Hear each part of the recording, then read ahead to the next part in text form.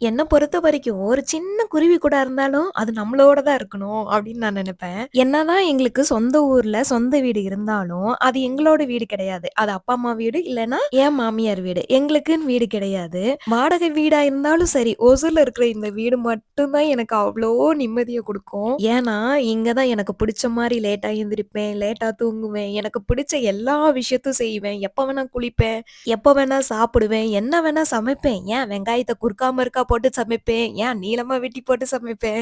இப்படிதான் எங்க வீட்ல செய்வோம் அப்படின்னு சொல்றதுக்கு யாரும் கிடையாது. எங்க போற? எங்க வாரன்னு கேள்வி கேட்கறதுக்கும் யாரும் கிடையாது. ஏன் சோஃபால போய் படுத்திருக்கேன்? யாராச்சும் வந்தா என்ன நினைப்பாங்க? ஏன் கீழ தரையில படுக்கிறேன்? ஏன் அங்க உட்கார்ந்திருக்க? இங்க உட்கார்ந்திருக்க?